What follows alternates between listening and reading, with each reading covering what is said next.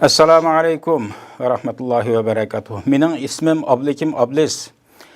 Men tug'ilgan yurtum Turpan viloyat Pichan nahiya Lükçün yesidan bo'laman. Hozir yashayotgan yerim Turkiya İstanbul. Men akam üçün akam Muhammed Ablis üçün guvohlik bermoqchi.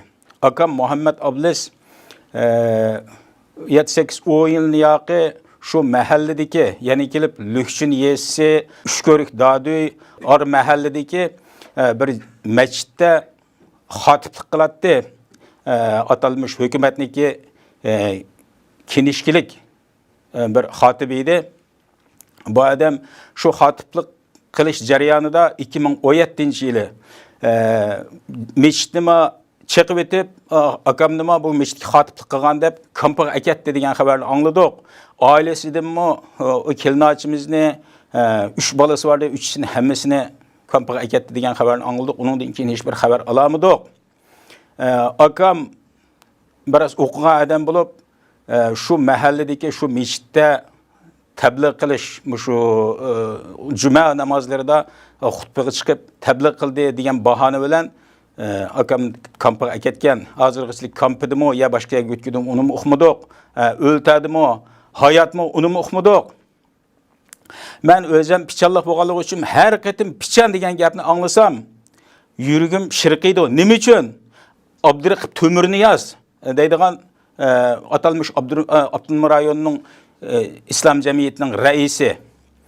Bu pichan nahilik bo'lib qolganligi uchun bu Uyg'urlarga nisbatan shundoq bir satqin insonkin hozirgichlik butun xalqarodagi axborotlarga hammasiga yolg'on guvohlik beryapti. Bizda inson haqlari bor, diniy erkinligimiz kapolatga ega deyapti. Agar bizning Sharq Turkistonda islom dini erkinlikka ega bo'lsa, kapolatga ega bo'lsa, qani akam bir imomdi. İmametçilikten hep un kampaga aketgandan keyin meçitnim chiqib etdi degan xabarni angladik. Hey Abduraqib, sen Allohdan qo'rqmamsa, Qur'oni Karimda Allohdan olimlar qo'rqudi deydi. Seni biz olim deb o'ylabdimiz avvalda. Sen Allohdan hargiz qo'rqmading, hozirgi kelishlik setib xashlayotsa Uyg'urni. Sen o'zing hizi bo'l. Sening oldingda kimlar milletni satqan bo'lsa, qaysi kunni ko'rganligini sen nayt bizning da yaxshi bilsa, sen hizi bo'l. Bizning qo'limizga tushib qolguncha sen tavba qilib oldimizga kelib ol.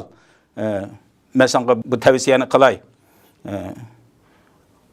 Boshqa xalqarodagi inson haqlari, islom jamiyatlari buning gapiga quloq solmay, bu kazzobning gapiga quloq solmay, Abduraqib To'mirniyazniki buning tegishli bir jazosini berishni xalqarodan o'tinaman.